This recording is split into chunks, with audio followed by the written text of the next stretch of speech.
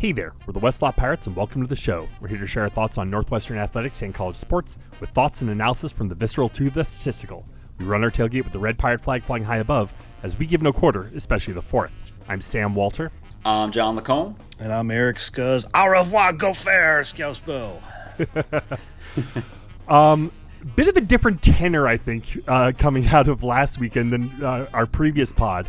We've got the highs and the lows of Northwestern. Yeah. Yes, indeed. Exactly. We've got a lot to talk about. We got the incredible football game against Minnesota. We've got some insane basketball. But unlike the NCAA, I'm not going to give the field hockey team a short shrift and disrespect them. They are leading the show. Let's go. They're gonna make your defending national champion go on the road for a regional. Fine, go out there and take it.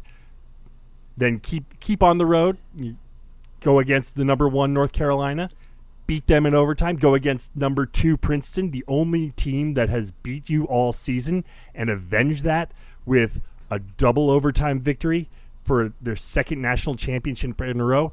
Hell yeah, let's go. Let's go.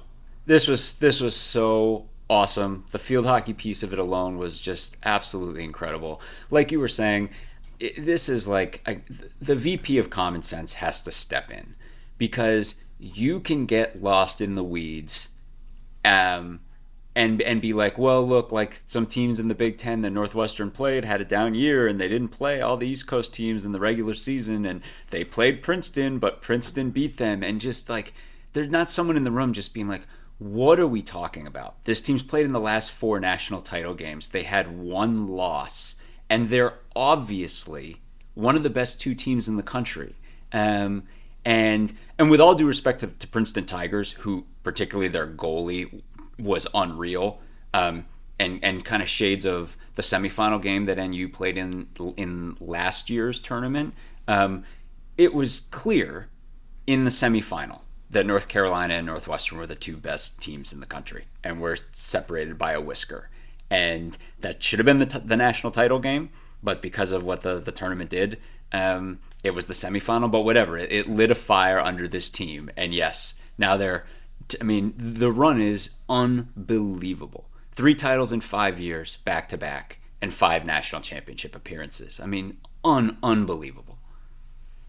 Well, I think the one accolade that maybe that you glossed over, Sammy, is that semifinal game against North Carolina is being talked about as maybe one of the greatest college field hockey games ever played.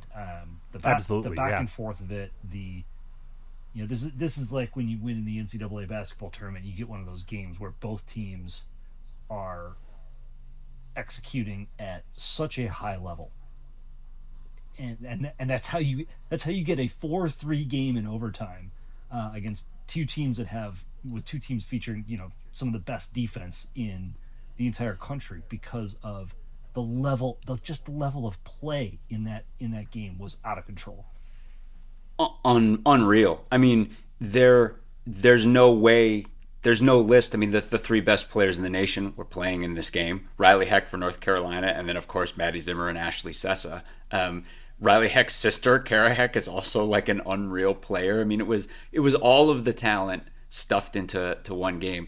And then this game ended with a 20-second sequence that was so insane. Before you even go there, we got to talk about the comeback. I mean, North Carolina is up 3-1 midway through the third quarter, and for the Cats to claw their way back to tie it up late in the fourth, to take it to overtime was incredible. And I mean, OBC getting the big goal, and then Ilse Trump, I think 1:17 left, trailing the number 1 team in the country, needing to tie it. Massive, which is Ilse Trump again. Once again, Ilse Trump scored a goal with 1:17 left in the national semifinal to tie it up against the number 1 team in the country. Not her biggest goal of the weekend by far. And then it went to OT, and So for anyone who doesn't, let's talk about that 20-second. Well, it's ironic given what I just said about the level of play, because there was a gigantic missed opportunity by North Carolina. Yes. Well, that's crazy. And so to kind of set the stage, and we found ourselves doing so much trying to set the stage because we know a bunch of you probably didn't watch these matches. And I mean, if you didn't, I mean, you should go back and watch the highlights because it was absolutely insane. But first of all, in overtime, each side goes down to 7. So it really opens things up. And it's really, each team is putting their stars on the field, and it really gets opened up. Obviously, you have players who are already tired, like pushing. This really came to the fore in the national title game. But it led to a absolutely insane, wide open 20-second stretch, which began with the ball ricocheting past Juliana Bone to off of a corner. Right? Off of a corner, across a wide open goal mouth, and right before the North Carolina player could get her stick on it and direct it into a wide open goal, it hit her foot, negating the goal. And it was so funny because it hit her. It hit her foot. She immediately put it in, but everyone around the mouth of the goal on both sides immediately knew it wasn't a goal, but everyone on the North Carolina sideline didn't. So they're all celebrating. Then they realize it's not. We immediately turn it around, push it upfield, and 20 seconds later, Maddie Zimmer feeds it to Grace Schultz, and we win. It was Northwestern fandom distilled. It was as cardiac as it gets. Yeah, no, I mean, just incredible finish. And then that led into the championship game on Sunday, taking on Princeton. Like I said, the only team to have beaten Northwestern this season. 0-0 going into halftime. I mean, the defensive battle of this game was intense. And Princeton goes up 1-0. So now, again, we're coming from behind. Tie it up to send it to overtime. Only 6 minutes later, by the way. Like yeah. There's still a good 30 minutes left in regulation, or 20 minutes left in regulation. I forget what they played to regulation wise, but there was plenty of time left when we tied it up. Yeah, no, I mean it wasn't like the last second thing, but I mean plenty of opportunities late that were denied by both goalies. So it was still back and forth. I mean, the defense was key. And then 1 overtime, 2 overtimes it took. And, like, as we're getting closer and closer to maybe going to shootout, the finish of this game was insane. Yeah, and it was just again and again we were knocking on the door. I mean, credit to Capinetti, Princeton's goalie, who has been incredible all season, and they've been an incredible defensive team. But again, like coming out of the other one, I mean, that game against North Carolina, and then watching Princeton, we were just taking the action to them for so much of it in the national title game, but just could not break through. And then we finally got that tying goal. But right, I mean, it was just we'd seen so many penalties not converted, and Capinetti was just a wall, and it was like, okay, right, can we finally put this in? And then Ilse Trump outdid herself with just a phenomenal finish to the season. First program to win multiple national championships as an unseeded team since at least 1998. Eat it, committee. Which is, I mean, come on, like that. It's a travesty that stat has to be, taken into account here. We should have been a 2 seed, if not the 1 seed overall, but yet nonetheless, here we are. Back-to-back national champions, and could not be happier for the women on this team and just everyone around the field hockey program. It was just awesome to watch. Well, when they say three makes it a dynasty, this is, John, you mentioned it, 3 of the last 5. We've been in every one of those finals, correct? Right. Yeah. And including a penalty shootout against North Carolina. Yeah. So, I mean, like, This program is at the height of heights. Maybe they haven't accomplished what's on par with what lacrosse did in the late aughts, but certainly that's the level that they're at. They are absolutely at the pinnacle of the sport right now, and there's a lot of talent coming off this team. I believe Maddie Zimmer graduates. Yep, I was just about to say, hats off to Maddie Zimmer. Yep. Player of the tournament again. She's done that 3 times. It's crazy. It's and in between all that, played in the Olympics. It's one of the greatest resumes a Northwestern athlete's ever had. Sessa is probably gone next year. No, Sessa should be back, hopefully. Awesome. All right, yeah. So Sessa come back. We will. Yeah. Obviously, our goalie is a true freshman, right? So we've got Juliana Boone back next year. So I mean, she is way bigger than I expected too. Like she's 6'1". Yeah, she's big and like wow.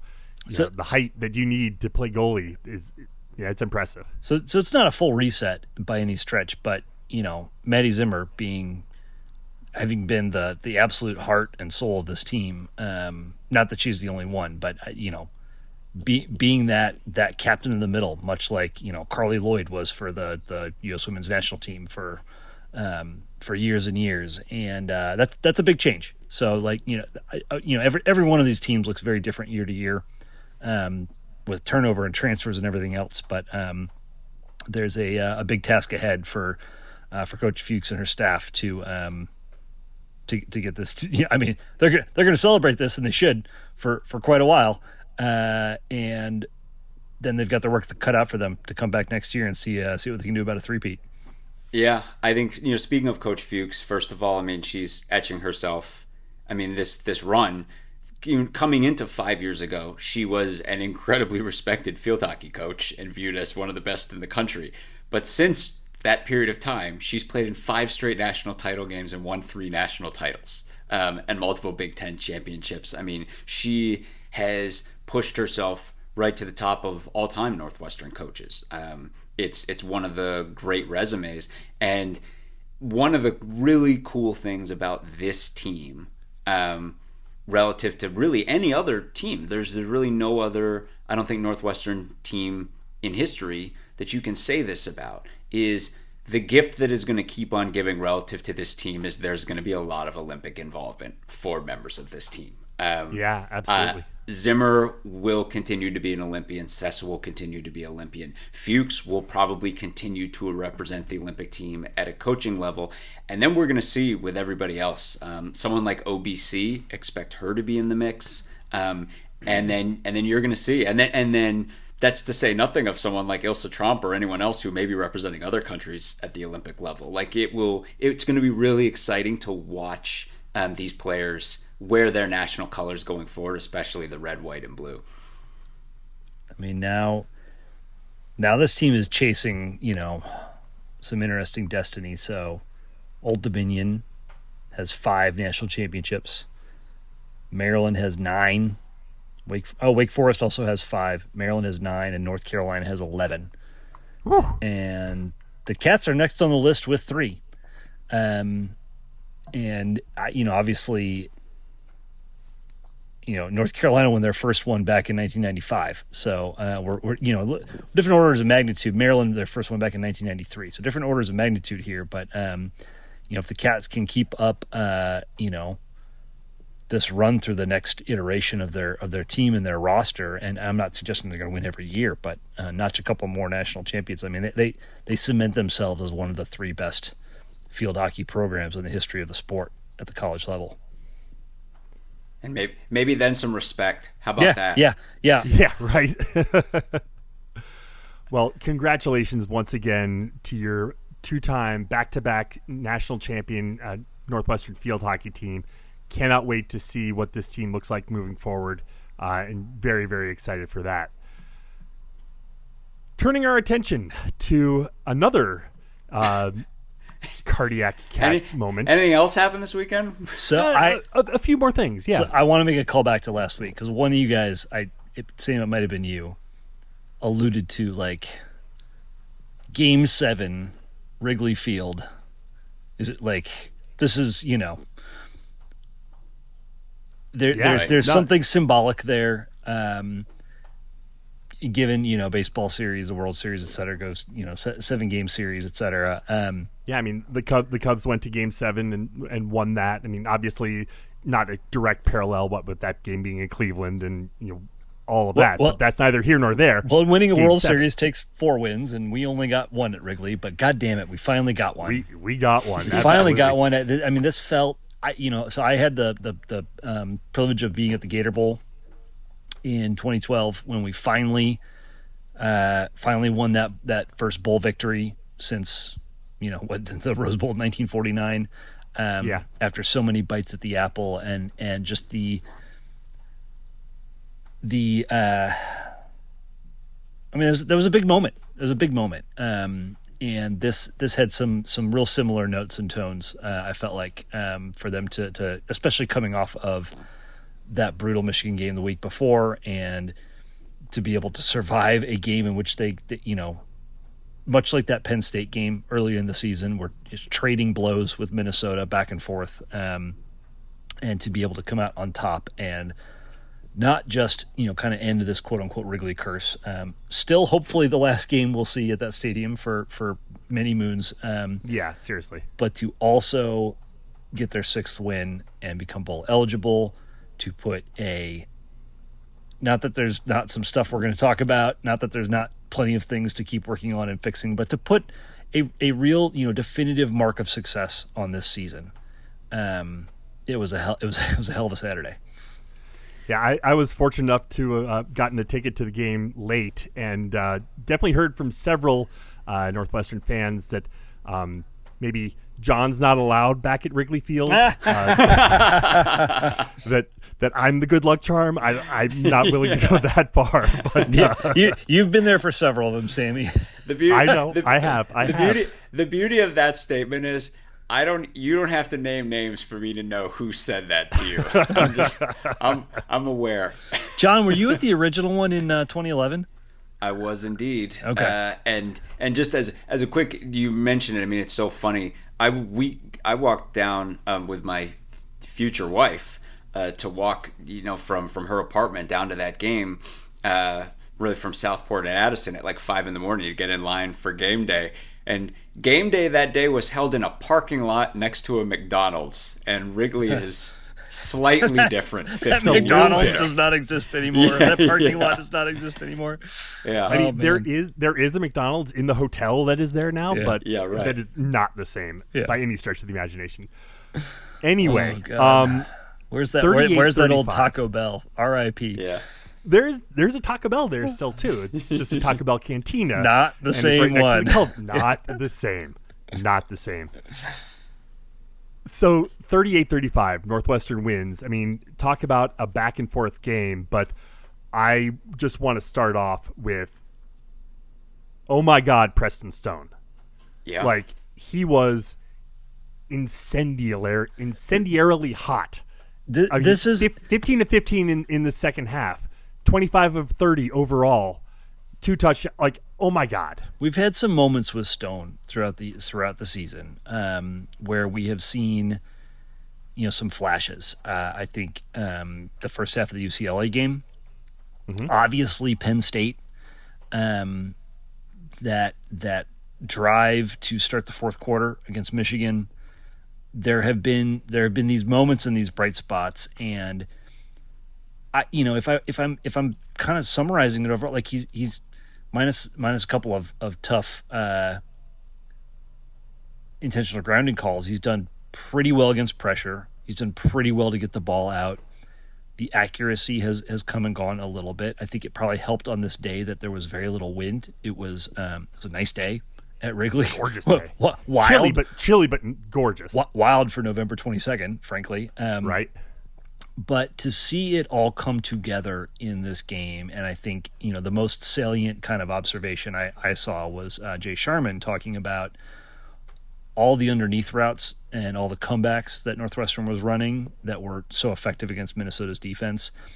And I'm going to pat myself on the back because when we were talking about the Michigan game on that one drive where Stone just went, to the max, one of the exceptional plays was like a 20-yard back shoulder to Elegon at the sideline. And then we did that, like, we were spamming that against Minnesota, not necessarily to Elegon, but just, throughout the receiver core in the second half. And like, coming off the Michigan game, I was kind of I was shouting and screaming, "What? Like, where has that been? Why haven't we seen that sort of thing?" And it is frustrating. It's taken this long, and at the same time, it was so awesome to see it. And we get a couple more games to hopefully see Stone be able to build on this performance, and not that he's going to go 15 of 15 every half here on out, but God willing, we can get a lot closer to that than some of the things we've seen in the past. Also, you got to shout out, like, this was the Hayden Elegon coming out party. 7 catches, 127, clutch catches, and we were all so worried when he got hurt the very first play. Yeah, like, very first play, he looked like it was going to be a gorgeous catch. He gets hurt, drops the ball, incomplete pass, but I was just scared that was going to be it for Elegon. It didn't look good, but then he came right back, and he was incredible. He was that size receiver that what Scuzz has talked about forever. A giant physical receiver who catches everything that you throw at him, embodies people. He was that guy.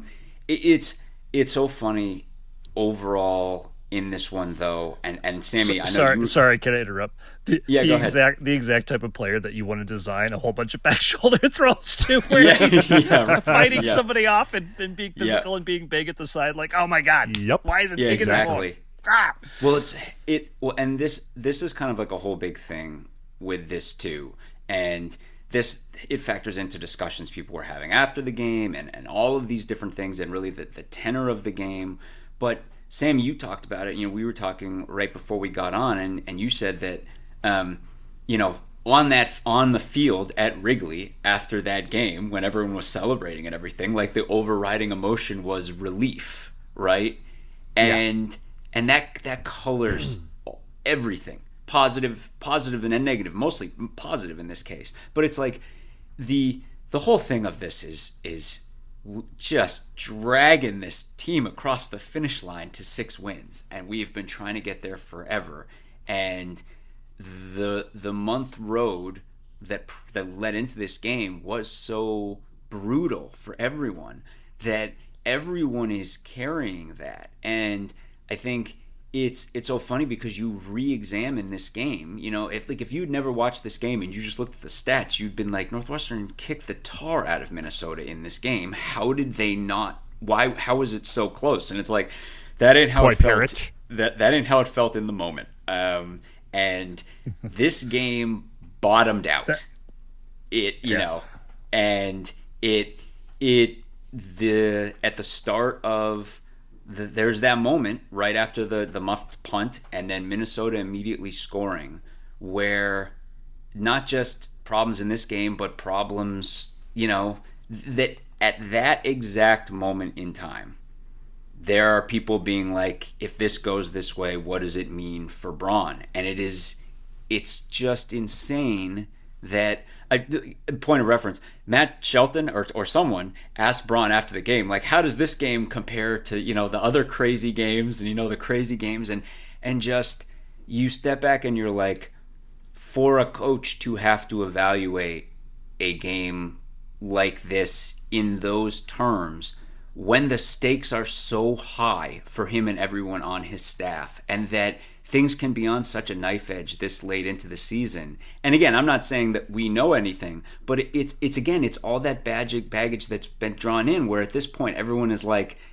to this point in this game, we are seeing special teams errors, and we've seen special teams errors all season. We are seeing things happen that are killing. Not just errors, like strategic missteps. Right. Yeah. Exactly. Strategic missteps. Like, and why do you keep kicking to Koi Perich? Right. I mean, which again continued in the second half too. But then the moment of, and again, this is Lujan statistically, this is his best outing. I'm not here to pour water on Lujan, but in the second half, there was a moment where the announcers were talking about how white hot Preston Stone was as we all watched Preston Stone run off the field. Yeah. And there have been moments, we've talked about them on this pod, almost literal carbon copies of that exact same thing, where we are watching Northwestern abandon something as the announcers are talking about how effectively it's working. And you can look back now. Was that the Oregon game or the UCLA game? UCLA. UCLA. Drew Wagner. Yeah. Drew Wagner. Yeah, Drew Wagner. Yeah. Or Wilde coming off the field. But and the point is, you can look back now and you can be like, Northwestern piled up offensive yards in the first half of this game. Like, the Ryan Bowe stuff accepted, but that's not where people were living when we were down 28 to 13 in this third quarter of this football game, right? And because everyone's carrying the baggage of everything that's come before that. Well, I might be here to pour a little cold water on Zach Lujan today. I'm not going to lie. I think there are plenty of times where you hear us dissecting a game and saying, "Hey, it wasn't quite as bad as it looked." But to your point, John, this game did bottom out, and the first half was an encapsulation of all of the frustrating things of the last 2 years. The inability to execute in the red zone, the weird play calls, and an inability to really throw the ball effectively. And yes, the team piled up points in the second half and the passing game came alive and Stone was in fuego. And I'm going to give 85% of the credit to Stone and the receivers and the offensive line, because let's give the O-line some flowers here, because Stone wasn't sacked. Yeah. And this is the Minnesota team that put Dylan Raiola on his back 9 times and just insane pass rush, never got to Stone. But we've seen this O-line be really great all year. We haven't seen the passing game come alive like this. Like I said earlier, there have been spots, there have been bits and spots, etc. And I just this is game 23 of the Braun Lujan, combo of Lujan's offense, and of course it was going to take time to get situated. Of course, the quarterback situation last year was a mess. If you recall some of our preseason previews, I think some of that mess, frankly, falls directly on Lujan himself. He's a really young coach.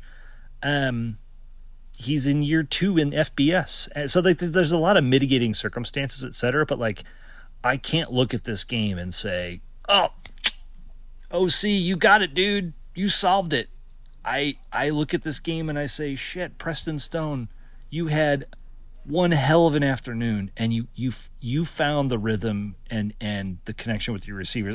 And some credit certainly goes to Lujan to keep calling whatever plays they were calling to enable some of this stuff. I mean, they found a weakness in the Minnesota secondary and they exploited it to great effect. And it is very interesting, kind of to bring it back to Braun, that you can bookend his 3 years at Northwestern thus far as being very much defined by 2 games against the Minnesota Gophers. Yeah, absolutely. Yeah. And that's, so yeah. I just want to mention one additional thing. So you see the final score 38-35, oh wow, lots and lots of offense. You look at the stats, right? We had 525 total yards to Minnesota's 323. We had the ball for 40 minutes and 48 seconds to their 19 minutes and 12 seconds. We owned time of possession. We crushed them on yards. Oh my God, time of possession? 40 minutes to 19?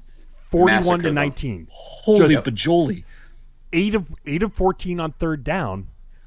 And it took a missed field goal by Minnesota at the gun for us to win by 3. Well, we doubled them up on penalties. Penalties. We lost a fumble. They didn't have any, and then the kick return yardage. Yeah, I mean it was the fumble was on the muffed punt, right?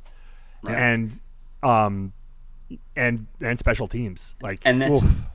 and I mean, like I said, like the offensive line, which most of this season has been, was one of the most least penalized units in the nation. It just wasn't their day from that regard. When they weren't committing penalties, they were dominating the point of attack. Coy Parrish averaged 40 yards per kick return.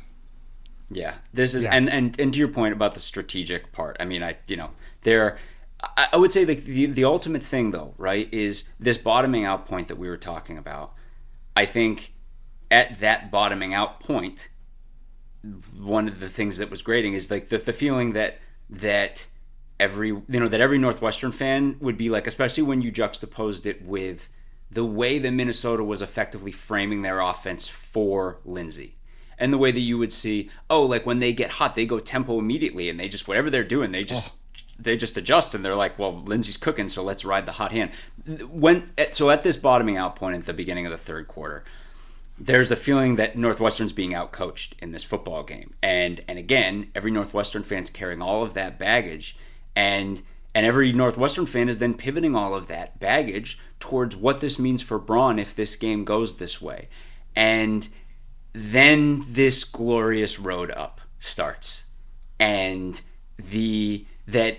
for people like this is me speaking personally. Like, I just really like David Braun. I just really like the guy. I mean, as a coach, sure, but as a person, I really like everything I've seen from him. I love his authenticity. I love the way he wears his emotions on his sleeve. I am not someone who, like, I would certainly not say that like faith is a driving thing for me. Like, I am not the most devout Catholic in the world. But looking at the way Braun's someone where faith clearly is a massive dictator in his own life, but the way he speaks about it, the way he spoke about it, Matt Shelton asked him about it after the game, where he talks about how much of a driver it is for him, but how he respects all faith. That was at his press conference yesterday. At his press conference after the game, talking about how much he respects all faiths and just wants anyone to connect with faith on their own terms, however they want to, and he's happy to help, etc. I really love the way he conducts his life and the way he presents himself, and just the way, like, I just feel proud as a Northwestern fan to see him represent our university that way. And there was that feeling at this low point that it was like, I don't want it to go like this way for this guy. I want the road up to start. What would have to happen? And then it went perfect, almost perfection from that point on. Everything Northwestern did on offense was just a laser show. And yeah, that all started with Stone. Komalafe just continued to run strong and with power.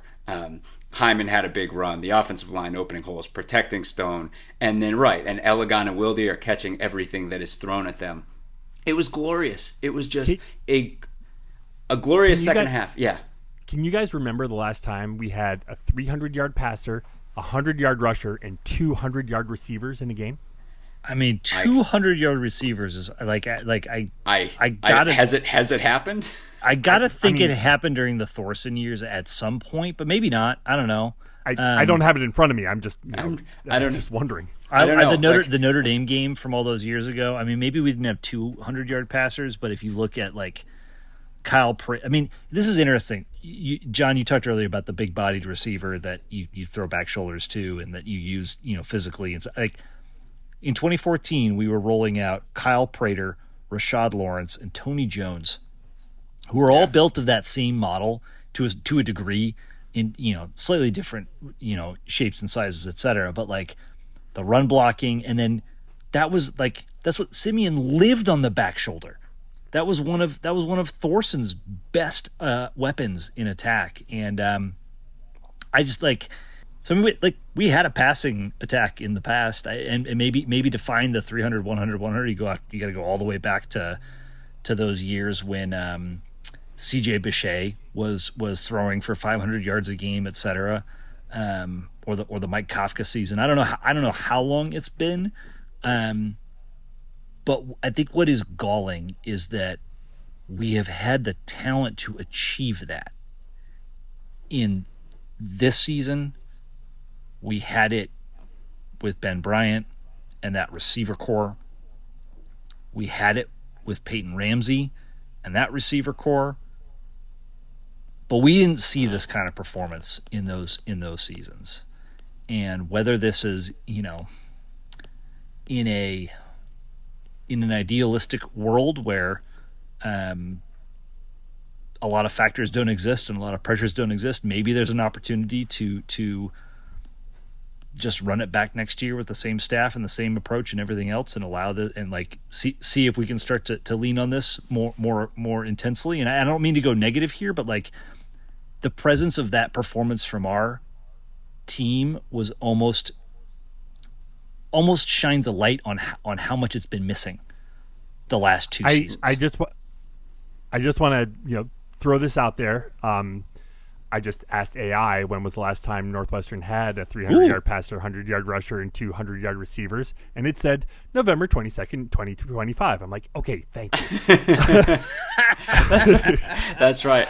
So I asked when was the last time it happened prior to that game, and he came back and said it does not appear that Northwestern has ever done this before. Oh, really? Interesting. Yeah. Now, this is AI, current AI, so take that with as many grains of salt as you want, but interesting. I think so. And again, it's like we're talking about all these things, and again, you're all listeners to the pod, and irrespective of the pod, you've all had these discussions, like the frustrations that have existed all season. And we talked last week about just the titanic effort of getting this team over the hump, and that the way this unbelievably talented team, just like Scuzz talked about, that it's like everyone knows this team's really good. Like, screw 3.5 over under at the start of the season. It's just really obvious that this team has a ton of talent everywhere. And just trying to pull this team over the hump, and the way Nebraska and the way Michigan, just the brutal extent to which we weren't getting over it. And now it's just that sense of relief and happiness that's like, above all, like that this group of guys gets to bowl. I mean, it's such a talented group, they deserve it, and that they're going to be going there. And then for Braun, I mean, again, it's like we're talking about like the knowns and the unknowns of next season. David Braun is coming back. David Braun is safe. David Braun is now tied with someone from like the 30s for most Big Ten wins in the first 3 years of a coach's tenure in Northwestern history. If he beats Illinois next week, he'll be all alone. David Braun has done great things. And if you ask anyone outside of the Northwestern bubble, people outside of the Northwestern bubble, there are people talking about like, boy, like people should be looking at David Braun for other jobs.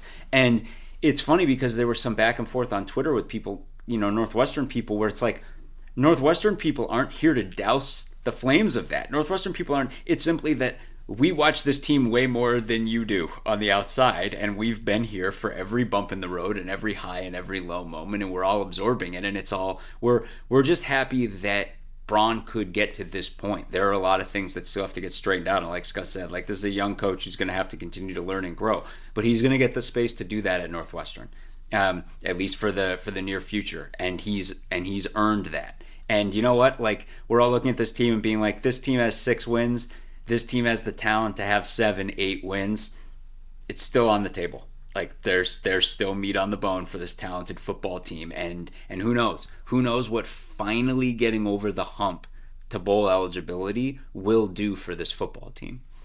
Especially in a year where everyone was predicting 3, maybe 4 wins on the schedule. And like, just awesome. And it was really, really cool, again, to get that done, break the Wrigley curse. I did not go out and get any like Billy Goat hot dogs or anything like that afterwards, just for that. But I do want to spin this forward to the game this weekend, the game this Saturday evening at 6:30 Central on Fox against Illinois for the hat.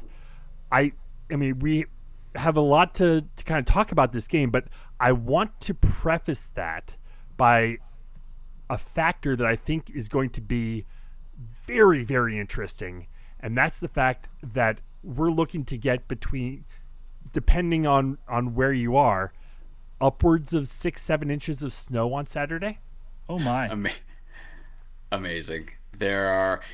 We've saved up all of this ridiculous. We've had such good weather all year, and then and then we're gonna get it all. They're emptying the chamber on all the bad weather at once. Yeah, we could be looking at some sort of crazy weather game. The other piece of it too is I think back to the Penn State game and the way that it played out the exact same way as it played out for Northwestern fans that week, where we all had our win. We were like, oh, okay, we got our win. And then suddenly we watched what our coming opponent was doing, and we're going, whoa. And Illinois went to Wisconsin and laid an absolute egg. They were awful against the Badgers. And that has the effect of kind of coloring this, because we talked about it online, but the two Power 4 conference teams, the two Big Ten teams in the state of Illinois, the story on each of these teams throughout this season in the national landscape and in all media coverage could not have been more polar opposite. Illinois was one of football's chosen teams coming into this season. They were a darling of the college football landscape. They were someone people were fawning over, and not without good reason, but they were a team that had lived a charmed life the previous season. They've been ranked almost this entire season, either in the polls or in the playoff. They were ranked 21 going into Wisconsin last week. Right, and then they're ranked 21, and now where we stand, if Northwestern wins this game, Northwestern's going to finish above Illinois in the Big Ten standings. These two teams, for everything that's happened this season and the way that, Northwestern's offense was just a laughingstock and a punching bag earlier in the season, etc. If Northwestern wins, these will be 2-7-5 teams, and Northwestern will be ahead of Illinois in the Big Ten standings. It's like, and yeah, if this game's in a blizzard, all bets are off. The piece that we didn't really talk about much with the Minnesota game is that Minnesota scored 35 points on us. Yes. Yeah. And yes,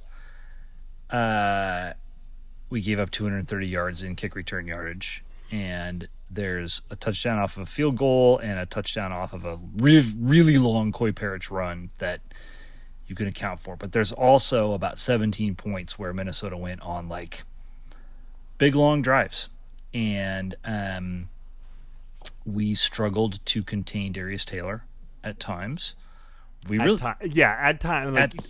He didn't go off, but he really did not go off. Some trouble, but there were some moments. I'll say Minnesota was also very creative with him. I don't want to that touchdown that he scored was like I was looking at the people around me like, oh my god, that was a great play call by them when they faked the up the gut. It looked like a tush push, and then it was just this flip outside to Taylor. He walked into the end zone. I was like, wow, that was a great play call.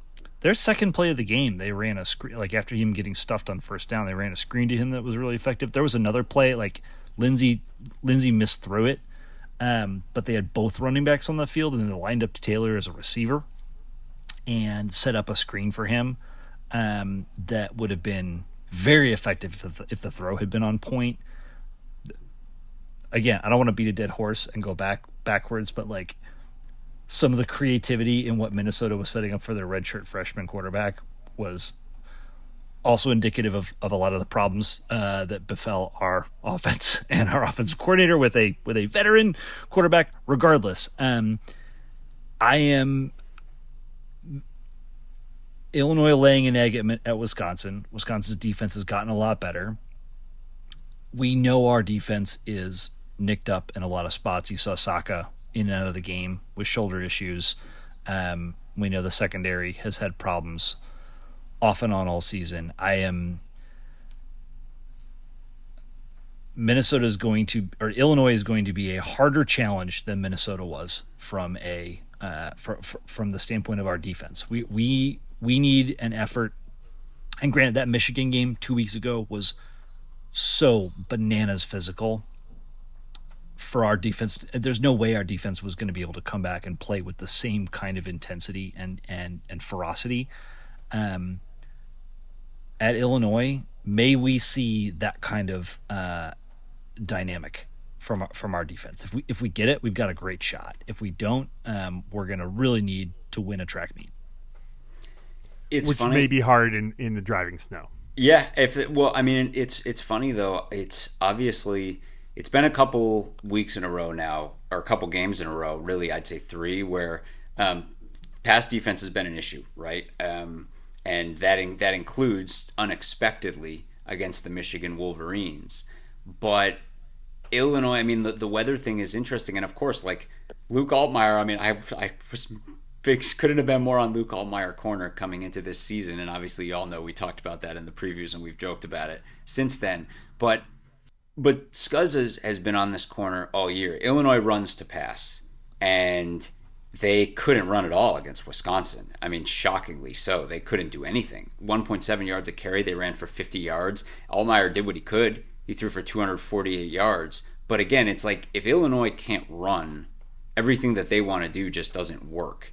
And if Illinois can't run in the driving snow, Altmaier is not going to be throwing them out of that problem. I mean, there's a real chance that this is just two teams that are going to be trying to grind against each other. And I think we all know that both of these teams have pretty talented offensive lines. The difference is one of them was really incredibly highly talented coming into the season. Northwestern's has been one of the surprises of the Big Ten, if not college football, just how much talent and just force is on this offensive line. That's the kind of situation that's suited well to the snow. But again, if the weather grinds this one down, like it's going to be a crazy game. You're very likely not going to have the kind of shootout that we had 2 years ago when we were down in Champaign. Yeah, I'm like I say, I'm seeing varying reports on the snow, but regardless, it's going to be cold. It might be wet. There might be snow. It might be weathery. It looks like it's going to snow in Chicago. Not sure if that weather band will get down to Champaign as much, but regardless, like 94% chance of precipitation, high of 34. You're going to get like snow and rain coming in here. It's going to be gnarly, and especially it's a night game too, so it's going to be chilly, I would imagine, and I'm pretty grateful. I'm pretty excited to be watching that from my couch. Yeah, this team, these Northwestern Wildcats, it took forever, but they were finally able to exercise that Wrigley demon. They're finally able to get through this, able to get that bowl eligibility finally. Those twin monkeys are off their back. They can play free and loose and full of hate. Just go down and just get that hat. Like, just nothing matters except hatred for the Illinois Fighting Illini and going down and taking care of business and doing what you got to do. Just this team, this goal exists in and of itself now. It's not about a bowl. It's about beating this team. It's about restoring the pecking order in the state, and about, positioning yourself better. But I mean, it can all be about the Illinois Fighting Illini here, and that's enough. I mean, it's cool that we can come in here with the pressure off, right? It's not we have to win this to get to the postseason. We've got that. Now, that doesn't mean that you don't come in here with reckless abandon, but it means you can come in there with a singular focus, and that is beating the in-state rival, winning your rivalry game, bringing home the hat, and you don't have to worry about, we need to win this or we're not going bowling. So, having that singular focus, I think, is going to be really cool too. I like the way you put that, Sam, like as a singular focus, because this is not like a quote unquote no pressure game. No, right. Not at all. Right? Like this is not like announcers love to say, there's Northwestern has nothing to lose. Like, nonsense. This is our rival. This matters. Right. This is a Big Ten game. This is a big deal. But right. The idea that singular focus, I think, is really well said. And they can really concentrate and get after that. I love that. Anything else on this one? I mean, unrelated. As we've been talking, I've been trying to fact check your AI search, Sam. And just a couple of interesting things. So interestingly, the Northwestern Minnesota matchup has been one of our most offensively prolific matchups over the years. That tracks, yeah. I went and looked back. So the first thing I did was I looked at 54-51. And in that game, we had a 300-yard passer. We had a a 200-plus yard rusher, and only one 100-yard receiver. I think our second leading receiver had like 72. There's a number of other situations like that. 54-50, or the victory right, the 2000 game against Minnesota that we won on a 50-yard Hail Mary. Zach Kustak only had 209 total passing yards that game, which was kind of surprising to me because all I remember in the fourth quarter, especially since 50 of it came on the last play. Yeah, right. but like all I remember in that fourth quarter is him. I guess he did scramble a bunch, etc. But the game that we probably came closest was in 2007, and this was a 49-48 overtime victory against Minnesota at Ryan Field. C.J. Bechet threw for 470 yards. Eric Peterman had 114 receiving, and Ross Lane had 108 receiving. And Omar Conte only had 81 yards rushing. So, close. So that's the close one. Those were the halcyon days where we threw the ball and we weren't very good at running it. Well, if current Northwestern fans can imagine that scenario. Well, those were the days when we were scoring as many points as possible and needing every single one of those points. Yeah, so yeah, truth. I looked at a number of Dan Persa games from 2020 and 2010 and 2011, and I'm sure there are other things where we got close that I'm just not observing, but it is it's wild to look back at some of those ones that you remember. But I think probably the 300, 100, 100, 100 situation has been few and far between over the years. So I, for one, welcome our new AI overlords. If you or a loved one is seriously injured by someone else's negligence, hire Kent Simpson of the Simpson Law Group. After over a decade prosecuting murder cases in Chicago, Simpson opened his own firm focused on wrongful death and personal injury cases. He specializes in car, truck, motorcycle, boat, and other transportation accidents, as well as construction accidents, medical negligence, slip and falls, product liability, and more. Millions recovered for clients, no fee unless he wins. The Simpson Law Group, compassion, empathy, and vigorous advocacy. Go to simpsonlawgroup.com or call 312-332-2107 for a free consultation, and go Cats. Moving on, I think we can all be super excited about this game. This Saturday, cannot wait. And there's other Big Ten games. Just kind of, again, quickly to go through the rest of the conference. We mentioned the big one, and that was the Wisconsin-Illinois game. Ohio State beats Rutgers, great. Oregon looked good taking down USC. And, Oregon is just really, really good. And, that's a really solid team that's could very easily make some noise in the playoff. Despite giving up, USC scored 27 points in this game. Despite that, this was a real defensive showcase from Oregon. They caused Mayava a ton of discomfort and confusion, and that's the best passing offense in the country and has been for quite a while, and Oregon put them in their place a bit and really cemented their status as like the third Big Ten team. They're pretty much a lock for the playoff, assuming they beat who they play next week. Washington, Apple Cup. Yeah. No, not Apple Cup. Not Apple Cup. No. But assuming they beat Washington, they're a lock. And if if Ohio State falters, Oregon would be in position to jump ahead potentially. I don't know how all the tiebreakers work out since they haven't played each other this season. But Michigan's sitting in. Well, I guess Oregon. I don't know. There's tiebreakers. I haven't paid any attention to that because that wasn't top of my concern list. Yeah, indeed. I do not care either. It just they looked really good, and they're going to be they're well positioned for a shot at the title. Yeah, Michigan looked great, beating Maryland 45-20. Maryland making news by announcing after the game that Mike Locksley is absolutely coming back next year. Great. Hooray! Good for them. Iowa needed 13 points in the fourth quarter to come back and beat Michigan State. Penn State laid the lumber to Nebraska.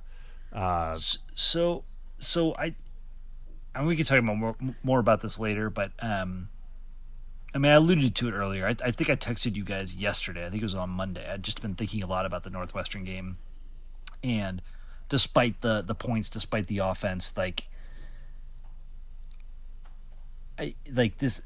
said at the beginning of the season, this Iowa team was going to be a really interesting barometer for or maybe barometer is the wrong instrument, but really interesting lens through which to view the construct of Lujan and Northwestern and South Dakota State and Gronowski and all the what ifs and the things that have come up over the course of the last couple seasons. And I think ultimately where I've landed is this is a offensive coordinator with his philosophy and his mantra is so rooted in the running game, much like Northwestern has operated for years, and that's not quote unquote a bad thing. I think vis-a-vis the play calling and some of the other inconsistencies and weird drop in Ryan Bowe and other things is the stuff that's probably more palpably on people's minds. But I think for certainly amongst the three of us and this podcast and a lot of the fans that we talk to, a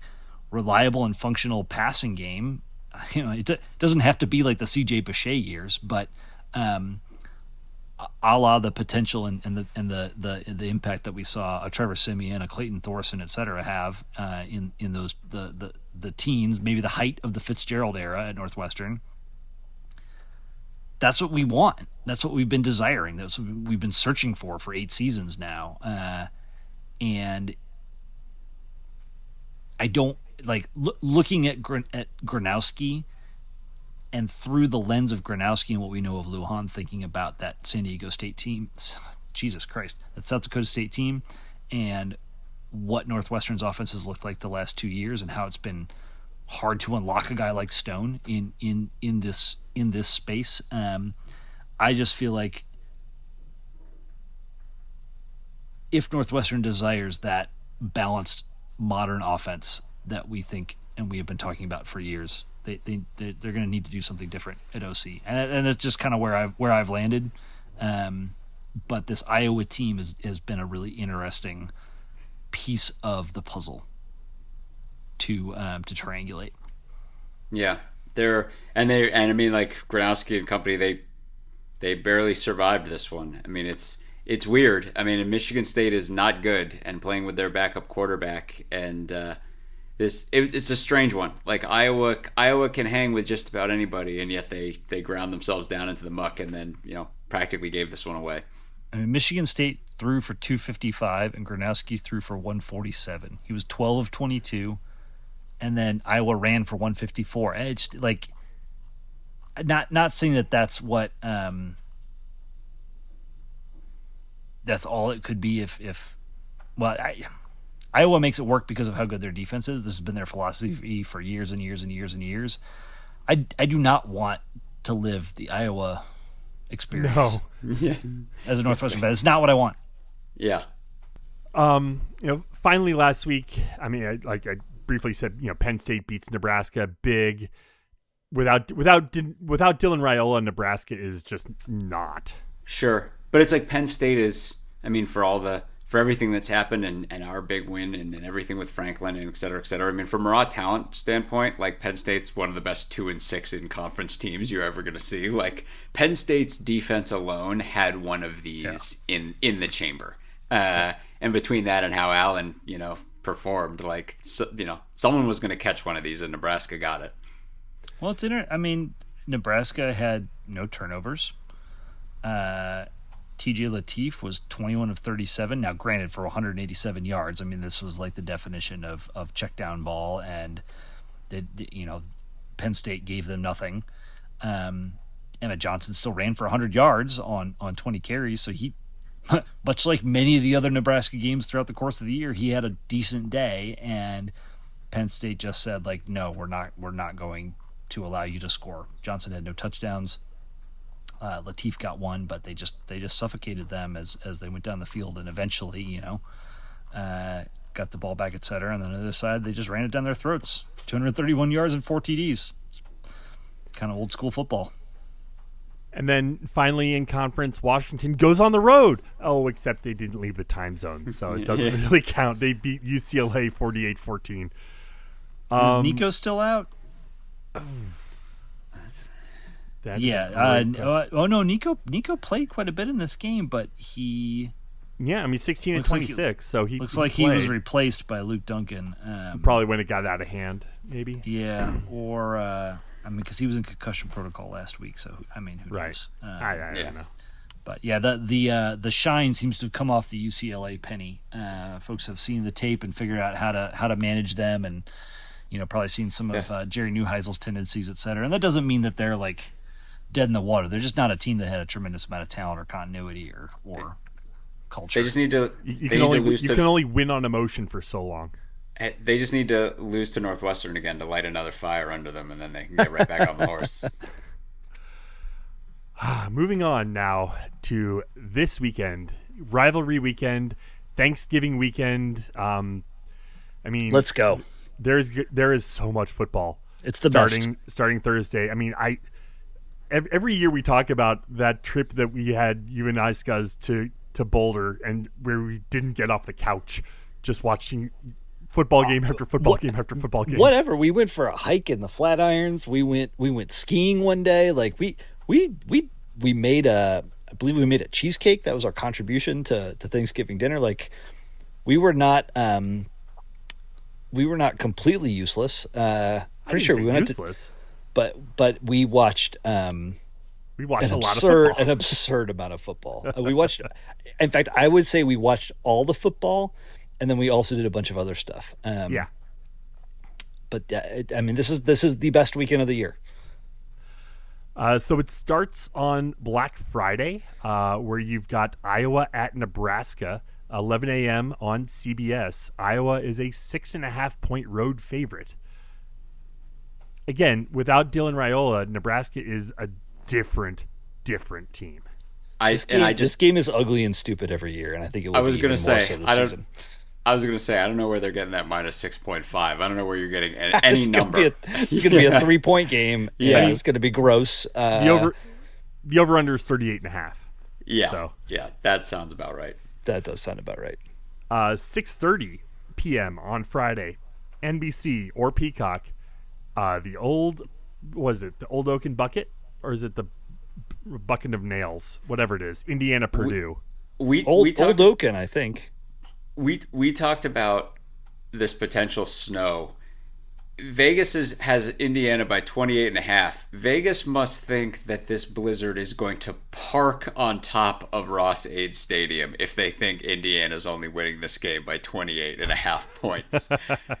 Kurt Cignetti's going to try to win this 70-0, and only an act of God is going to stop that from happening. Mentioned on Saturday, our game obviously 6:30 on Fox. Illinois is a 6.5-point favorite. Fine, you know what? Whatever. I'm not gonna get bent out of shape over this line because it doesn't matter. The line doesn't matter. Nope. It's to steal a quote from the Solid Verbal. You throw the records out the window when it comes to rivalry week, but I'm just not. I'm not bothering myself over this line or whether it's too high or too low. Doesn't matter. We need to go out there. We just need to play and win and bring back the hat. That's all there is to it. Hat. 11 a.m. on Fox. This is the big one. Ohio State at Michigan. Ohio State a 9.5-point road favorite in Ann Arbor. I don't know. Yeah. I mean, we all know about the monkey that Ohio State has to get off their back here relative to the Michigan Wolverines. What I just keep coming back to here is Bryce Underwood is completely outmatched in this situation. This is a quarterback who has not looked good all season against the number one defense in the country. He looked okay against us. I mean, but he also created multiple turnovers. I feel like he's going to cough the ball up. And Michigan's D is awesome. We know that, but I don't know how Michigan makes hay in this football game. And were there not to be everything we know about the recent history of this rivalry, I'd say that Ohio State was all over them. But given that it's at Michigan, and given that Ohio State still hasn't gotten past this, I don't know. See, I think the key is that Michigan doesn't need to try to make hay. They are living rent free in Ohio State's head right now. They have, I mean, whatever Bryce Underwood is at quarterback, he's light years better than what they rolled out last year, and they still won. True. Yeah. Yeah. And that wasn't against a freshman in Julian Sayin, or redshirt freshman in Julian Sayin. That was against, Will Howard. And I like Michigan is going to try to drag this game into the muck, and Iowa the whole thing. I think the real question is, does Ohio State let them do it? Or does Ohio State come out with their hair on fire and try to win 50-0? If Ohio State tries to win 50-0, they're going to blow the doors off of Michigan. If they try to win 21-17, they might lose for a fifth year in a row, whatever it is. I don't know. I don't keep track. I don't care. 2:30 on CBS. Oregon at Washington. The Ducks are a 6.5-point road favorite in Husky Stadium. Kind of a fascinatingly low line here. Yeah. And I mean, it speaks to the fact that these teams have a ton of history. Yep. These are the Pac-12 powers of recent history. I mean, you obviously throw USC in there, but Oregon and Washington in recent history have been much more complete football teams. And it's probably a really good game. I mean, I think Oregon pulls it off. I think that they're just better, but Washington has a way in their young history in the Big Ten of getting way under the radar, and I feel like that's where they are right now. I think it is huge that game against USC didn't go down to the wire. Oregon won it by 2 scores, 42-27, 15 points. Yeah, won it by 2 scores, and I just think that removed some of the potential emotional letdown. Now they're going on the road to a notoriously difficult place to play, and I think again they can kind of bring a singular focus. Obviously this game has a lot more pressure than our game against Illinois. We're mostly playing for pride and to beat our rival. Oregon's playing for to kind of lock their spot in the title chase. But this Washington team is not on the order of the Washington teams in the past that have given Oregon trouble. So this is, if that USC game had been a last second field goal and a giant emotional win and all that sort of rigmarole, I could see Oregon coming in too tight or letting not letting down, because of course there's so much intensity on this game, but almost overcooking themselves coming out of the gate against Washington, the sort of game where they race down the field and score a touchdown and have a giant exhale and then get punched in the mouth and fall apart. They'd be wound too tight. Yeah. Kind of thing. Yep. So I think they have the luxury of coming in super focused and super calm, and I think that will pay dividends. 2:30 on FS1. Wisconsin at Minnesota. The Gophers only a 1.5-point favorite. God, Minnesota, don't hork this up on the back of our win. Come on. I mean, Wisconsin is an atrocious offensive football team, and somehow they're putting some things together here. Come on, just don't hork this up at home to the Badgers. The game is in Minnesota, where they play better. Right. Yes. Yeah. Yes, much. And Wisconsin, having to go on the road. Defense travels. This will be a defensive football game, but I just don't think. I mean, Minnesota's defense is not horrible. I guess maybe that's rich coming from our offensive status writ large, and then what we were able to do last weekend. But I think it's not a horrible defense. Certainly it's solid against the run, and Wisconsin doesn't have a quarterback, so Gophers should be fine in this one. 1.5 is quite tight. That's kind of scary.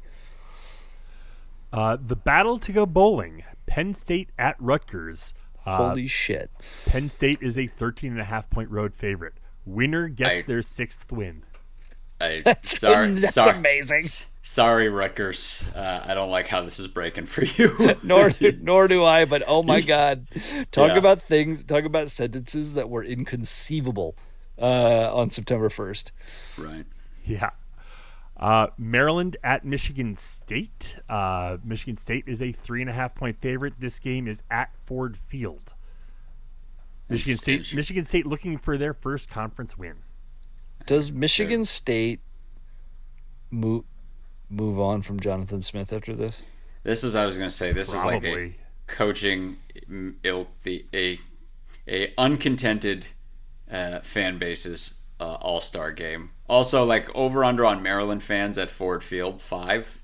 I don't know. Like, there's not. I mean, talk about an apathetic fan base. You can say all you want about NIL and future commitment, etc. But right now, you have effectively checked your fan base out of Maryland football this year. Is there not like Brian Kelly to Michigan State rumor and conjecture? There's got to be, right? I mean, and the reason I say that is originally he was coaching at Grand Valley State in Michigan. I mean, God only knows where that dude is actually from, given his myriad of accents. The Bayou Scuzz. Haven't you been paying attention? But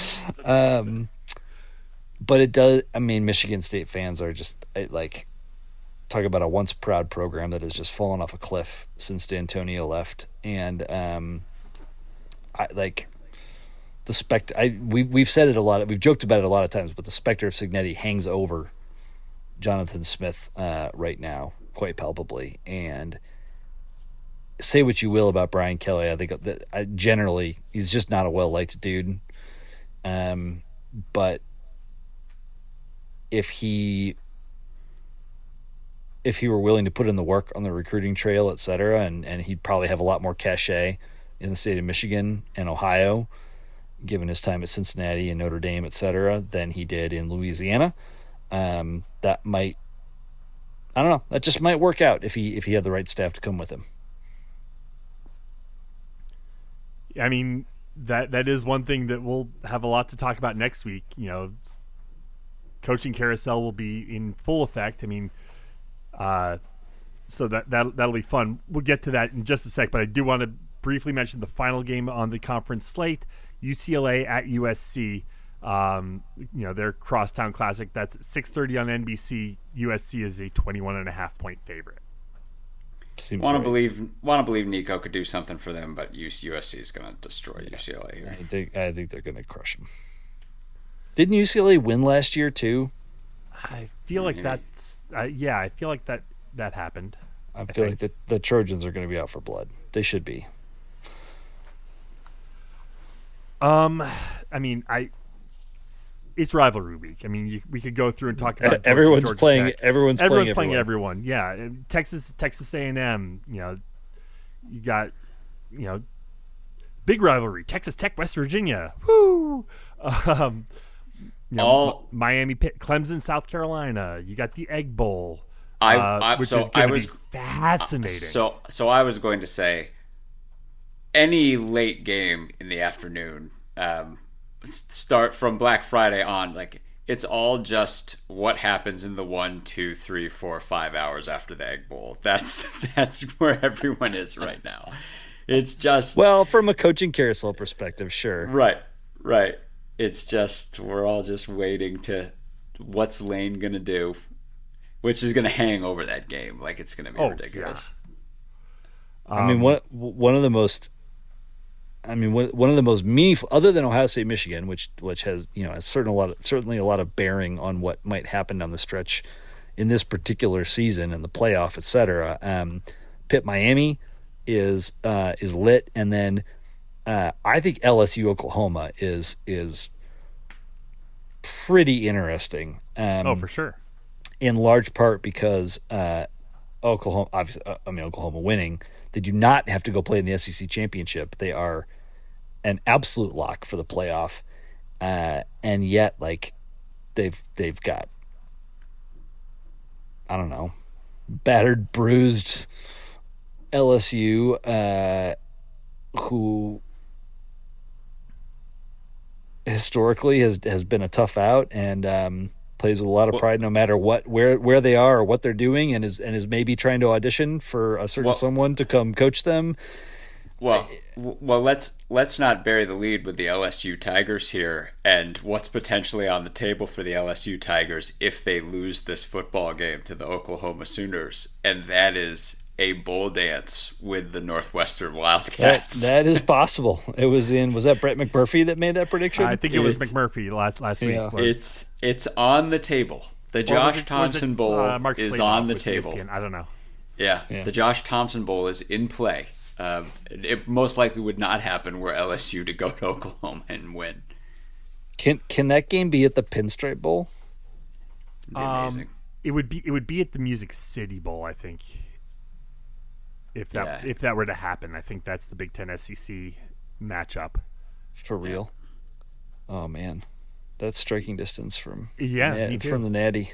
It's not a very long drive from Chicago. Oh either. boy, decisions I didn't think I'd have to be weighing right now.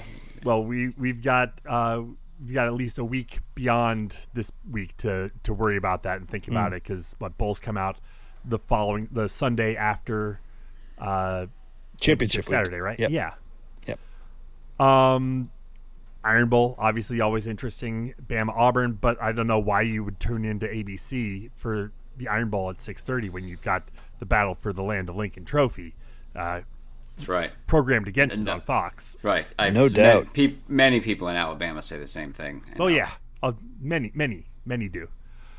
But yeah, I mean it's rivalry week. There's going to be a lot of fun football, a lot of weird results. I'm imagining just because it is rivalry week. But on to basketball, because the Northwestern weekend is not complete with only a national championship and a bowl clinching win at Wrigley. You've also had basketball.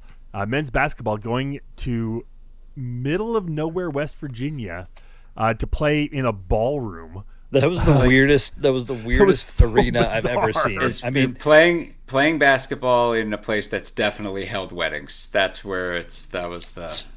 So you saw the stage behind a curtain on one. I mean, that's like a ballroom.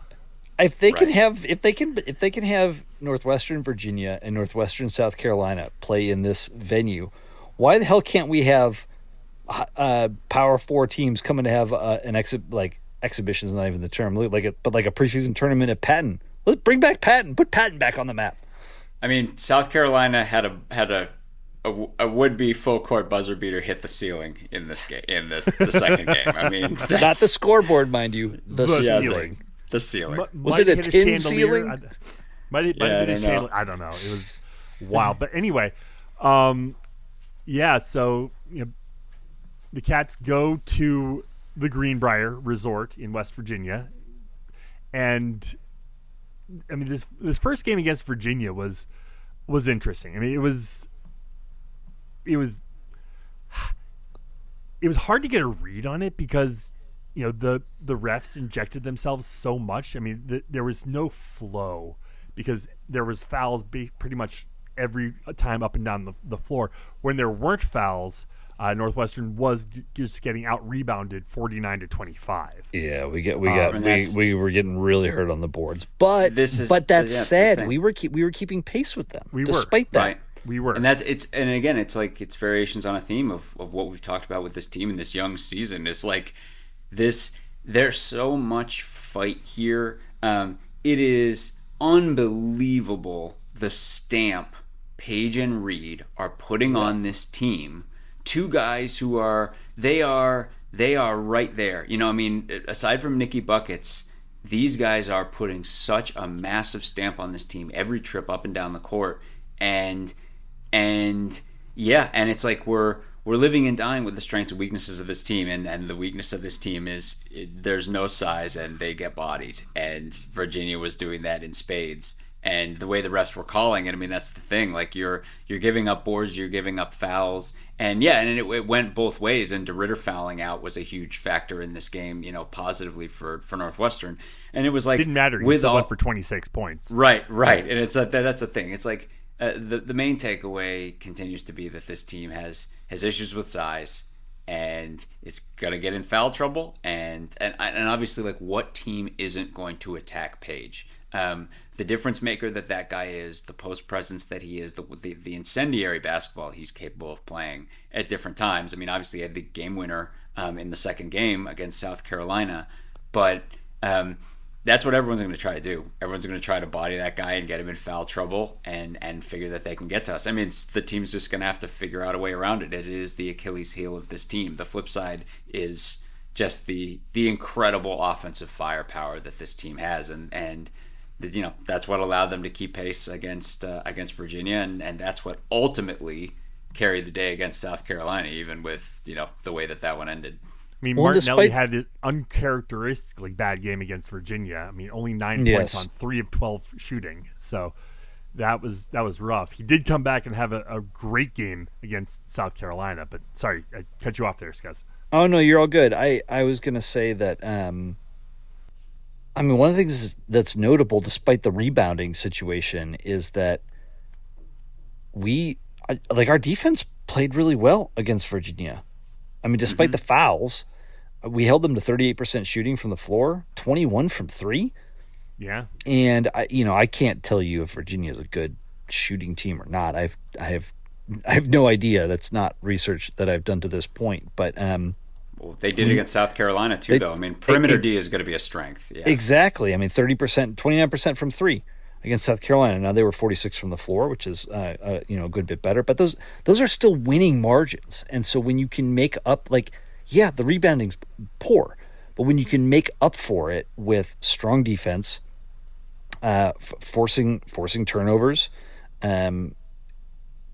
which we did not win the turnover battle against South Carolina, and just getting the fouls in a little bit of check, and then getting the free throws right. So we shot 13 fewer free throws than Virginia. If you match percentages, we matched them for shooting percentage, we should have had 3 more points on that front. Same thing with South Carolina. We should have, hit another free throw to kind of match them on percentage. And so we've got to be, those are some areas we can be better at. We can't grow, we can't grow some sequoias to fill in the roster and build out the size. But if we can keep focusing on that defense and clean up our free throw shooting, try to be better on the personal fouls, which were much more evenly matched in that South Carolina game than they were against Virginia, then that's what sets this offense free. So it doesn't have to be I know people are going to be tearing their hair out over the rebounding throughout the course of the year, but there are other places where this team can show up in the box score and make up for that disadvantage. Right. I mean, and that's the thing. Obviously, right. People are going to fret. People are going to be, tearing their hair out. But this team's 5-1 with a win over an SEC team and a win over DePaul, and they played Virginia tight right up until the end. And it's the strengths and the weaknesses. It's another interesting thing too is, Scuzz, I know you've talked about this, that when the season kind of gets down to it, what are the rotations going to look like? When push comes to shove, who's going to play, how much they're going to play. The minutes against South Carolina, I mean, we'll see how telling they are. But I mean, your starters, and that's Singleton, Martinelli, Page, Shervino, and Reed, 29, 35, 29, 30, 31 minutes. Collins rode or died with those 5 guys. And that's not to say other guys didn't play. 5 other guys did get minutes. Max Green got 11, KJ Wyndham got 13. But we went basically wire to wire with the starting 5. And it'll be interesting to see if they keep doing that, and again, how we're going to keep trying to lean on the strengths of this team and get around the weaknesses. I mean, you talk about Max Green against South Carolina. He was white hot off the bench, 5 of 6 shooting, 3 of 4 from 3. 13 points in 11 minutes. I mean, that's just some instant offense off the bench. It remains stunning what this team got in through the portal. I'm just it's truly, everyone talked about Collins's recruiting. That was such the talking point, and I mean, recruiting through the portal. I mean, my word, look what he's brought in. But yeah, I mean, so this South Carolina game was just back and forth the entire way. It was just super tight. Ton of lead changes in the first half. Cats took a 2-point lead going into halftime. Second half was interesting. I mean, Northwestern was starting to pull away a little bit before Michi Johnson just, I don't know what happened, but he just went off and got like 9 points in 30 seconds to pull them back to tie.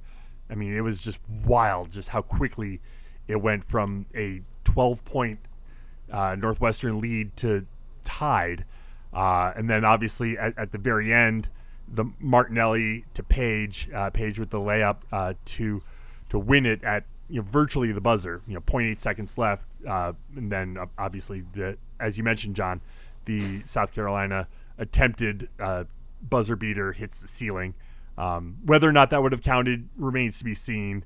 If there was moving or I mean, it wasn't going to count, but hitting the ceiling nonetheless. Wild game, absolutely wild game. I guess everyone's talking about like how ugly the game was, and particularly how ugly the finish was. I would say a couple things. I mean, look, one, how things finish and the big moments at the end define college basketball. We all think of the Northwestern Indiana game where Northwestern imploded down the stretch, but then Boo Buie saved us with that incredible runner for the win. It's like, that's the Boo Buie runner game. That's what that is. That isn't the Northwestern blew a lead game. And it's, at the end of the day, it's that Page had the confidence to make a big time shot to win a game. And also that Nick Martinelli, in the closing moments of a game, who knows he is the everything for this team, instead of forcing a shot, and again, this is a guy who is the leading scorer in the conference, right? Instead of forcing a shot, he finds a guy who is playing his 6th game for the Northwestern Wildcats and is like, here, you like, I see your position, you go get us a bucket. Like, that speaks a ton to the chemistry that this team has, and that Martinelli was so willing to trust a guy like that in that moment, and that Page was willing to deliver. Like, it's amazing how much you can see and how quickly the roles are kind of locking into place for a team where you forget these guys have played practically no games together. That's a great observation, and one that you hope really pays dividends. I feel like from that perspective, you talked as we started this segment about just how much Page and Reed have put a stamp on the program, and we've not seen. I mean, Ryan Langborg came in and put a bit of a stamp on, but I don't think we've ever seen transfers come in with this kind of impact previously. And as a result, whether it's just that or the chemistry, like you think about the UVA game where Martinelli was really struggling and Page and Reed were carrying the team. This team feels like almost ahead of Northwestern teams from years past, and that should pay dividends as we hit the conference slate. Yeah, I mean, you think of a guy like Audige coming in, and of course had this monster run with Northwestern, but it wasn't like he came in and then was driving the Northwestern train like from not right away. No, Pat Spencer maybe. Yeah, maybe Pat, but again, it's like it's just that, and of course we all know it's still Nicky Bucket's team. Like, this is a potential All-American, potential Big Ten player, but it is amazing. You got Reed bringing it up. You've got Page doing everything in the low block. It's amazing. They're great players, and they're not without their faults, but they are very talented players, and we're gonna be living and dying off of their success. Thanksgiving evening, Cats play Oklahoma State. I think it's a 9:30 tip at the United Center, following the Duke. It was Duke, Kansas, right? I think is the early game. Yeah. It's Duke either way, so Collins gets to hang out with his boys a little bit as they pass in the hallway. Yeah, and then on to the little bit of conference play, and then the cream puffy Christmas break. The easy games before the real meat grinder starts. They're gonna be good. They're gonna be glad to have that gap though before Wisconsin and Ohio State in December. Like the Oklahoma State, Wisconsin, Ohio State that's gonna be a big test. Yeah. Taking whatever we can out of that stretch is gonna be quite a deal. Yeah, for sure. Anything else to mention before we get out of here tonight, guys? I got one, and it's a little bit of celebration for my own orbit, but my high school, the Edina Hornets, won the Minnesota State football championship this past weekend. Hell yeah! Congrats. The current manifestation of Edina High School has never won the state championship before in football. Edina West, that used to be 2 high schools, won it in 1978. But this is notable for a couple reasons. In an ironic assessment of today's streaming world, I was able to watch this game for free on my television in Cincinnati, Ohio, because the local Channel 5 affiliate, like I think it's the ABC affiliate in Minneapolis, has an app that they just I was able to download it on my Amazon Fire Stick and watch. I was unable to watch either of our field hockey games, nor either of these basketball games that occurred the same weekend. But I was able to watch a high school championship game in Minnesota from my bed. But beyond that, the quarterback for Minnesota, who kind of famously came back this fall because he really wanted to win a state high school football championship, is also the captain of the hockey team. Won the Minnesota State Hockey Championship 2 seasons ago, lost out in the semis last year to the same Moorhead school that the football team played on Friday night for the football championship. Mason West is a Chicago Blackhawks draft pick from this first rounder from this past year. Yeah, first rounder from this past spring. He wears number 9. Edina is their colors are green and gold, and he wears number 9. He looks like Mike Modano out on the ice. I am really excited about the potential for this guy to end up in a Chicago uniform down the road. That'd be pretty cool. He's going to be going to Michigan State. The announcers made it sound like he's leaving high school to go to Michigan State immediately. I think he is leaving not for Michigan State, but he's playing in the USHL. So it's interesting. He's playing one more year in juniors, complete his degree on the side or whatever. Right. So, and then going to Michigan State for a year or two. I don't know. Yeah. We'll see. So anyway, this was a fun confluence of things for me. Obviously, I'm a big hockey guy as well, and but my favorite thing is that in this change, after just throwing bomb after bomb to win the semifinal game 42-41 over our close rivals Minnetonka, in this championship game, Mason West didn't really do much. It was the running back who had I think 300 yards on 30 some carries. It was just 6 touchdowns, including 2 receptions. And my favorite thing about this guy is his first name's Chase. I'm forgetting his last name. It's extremely Nordic. He is also the goalie of the hockey team. And I quip to you guys, the only thing that would make him more Minnesotan is if his first name was Sven or Ragnar instead of Chase. So that was a really fun start to my weekend on top of all the other Northwestern things that happened. And then, as we go into, I already mentioned it, but this is my favorite weekend of football all season. So I'm pretty hyped about it. Yeah, 1,000%.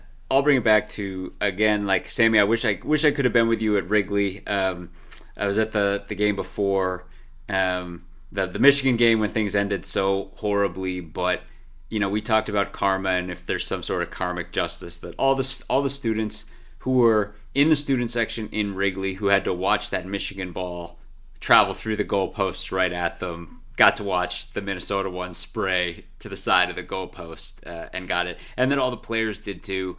And obviously, we know a bunch of the families, upperclassmen on this football team and everything that they've been through and everything they've been through at Wrigley, etc. And for them to get to be out on the Wrigley Field celebrating a win and have it to clinch bowl eligibility is fantastic. And then to bring it back to where we started, everything this field hockey team has done, everything Coach Fuchs has done, and then seeing during the broadcast, just not because they focused on it, but just because you could see them there, that both Kate Drohan and Emily Fletcher were both there at the game. Ben Greenspan too. And Ben Greenspan was there too. But then seeing after I think the North Carolina win, there was a picture of Mark Jackson celebrating that big upset.